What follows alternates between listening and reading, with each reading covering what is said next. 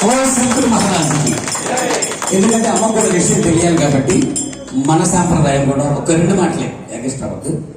మన సాంప్రదాయం కూడా అమ్మకు తెలియాలి కాబట్టి రెండు మాటలు చెప్తాను. ఇది సాందీప మహర్షి దగ్గర నుంచి మరి మంచుకొండ మస్తానార్యులు వారి సాంప్రదాయం నుంచి ఈ సాంప్రదాయం వచ్చింది, మనకు వచ్చింది ఈ సాంప్రదాయం. అక్కడి నుంచి వచ్చింది మంచుకొండ మస్తానార్యులు కాడి నుంచి వచ్చింది గురు పరంపర. మంచుకొండ మస్తానార్యులు వారి దగ్గర నుంచి వేటపాలెం గాలవయ్య గారు తీసుకున్నారు.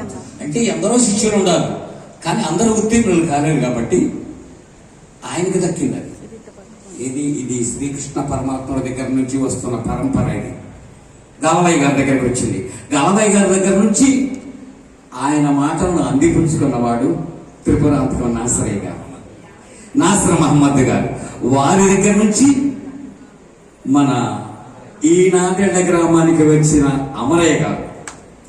ఈ అమరయ్య గారిని తీసుకొచ్చిన మనం గంగవరపు చెంపయ్య గారిని కూడా ఒకసారి కన్నడ తాళాలతో.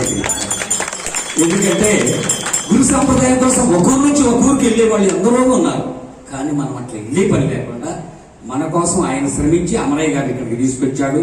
ఆయన బౌద్ధులతో కానీ ఆయన తపోబలంతో కానీ ఈ నాదేళ్ల గ్రామంలో గురు సంప్రదాయం ఏర్పడింది. ప్రతి ఒక్కరికి కూడా జన్మ రహస్యం తెలుసుకునే అవకాశం ఉన్నది కానీ దాన్ని దొరికిపోయేవాళ్ళు తక్కువ.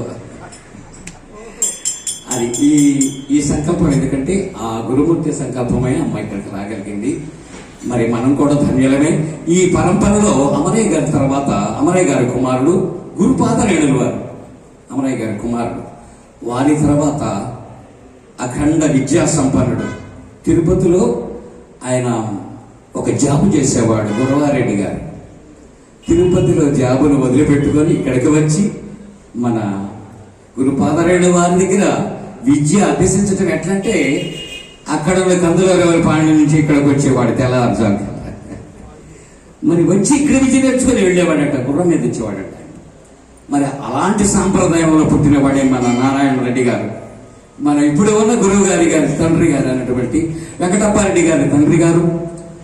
మరి ఆ నారాయణ రెడ్డి గారి పరంపరలో ఇప్పుడు ఇక్కడ ఈ పీఠం నడుస్తూ ఉంది. వారి కుమారుడైనటువంటి వెంకటప్పయ్య ఆర్యులు మరి ఈ పరంపరను నడిపిస్తూ ఉన్నారు. వారికి కూడా గురు సాంప్రదాయంగా ఒకసారి జై సద్గురుమూర్తికి. మా గురు పరంపర ఇలా ఇంతవరకు వెంకటప్పయ్య ఆర్యుల వరకు నడుస్తూ వస్తుంది. ఎందరో గురు బిడ్డలు, ఎందరో గురు భక్తులు గ్రామ సహాయ సహకారాలతోటి ఈ అత్యున్నతమైన మహా కార్యక్రమాన్ని నడిపిస్తూ ఉన్నారు. అందరికీ నాదేళ్ల కూడా ఒకసారి. ఎందుకంటే ఇలాంటి గొప్ప కార్యక్రమాలు ఏ గ్రామాలలో జరగవు. ఈ నాదేళ్ల గ్రామం అంత ఘనమైనది, అంత ఉత్కృష్టమైనది, అంత తపోబలం అంటే తపస్సును తిరిగారంటే ఇక్కడ తపోబలం అనేది ముచ్చుకున్న మహర్షి ఈ గట్టు మీద తపస్సు చేశాడంట. ఇదే ముచ్చగట్టు అంటారు. ముచ్చుకున్న మహర్షి తపస్సు చేసిన గట్టిది, అందుకని ముచ్చగట్టు అంటారు. ముచ్చుకున్న మహర్షి చేసిన గట్టు కాబట్టి మరి ఇది మన గ్రామ చరిత్ర, మన గ్రామానికి వచ్చిన అమ్మ చరిత్ర. ఇది భక్తులందరూ కూడా అమ్మకు ఒక్కసారి జై కొట్టి కార్యక్రమంలోకి అమ్మను ఆహ్వానిద్దాం.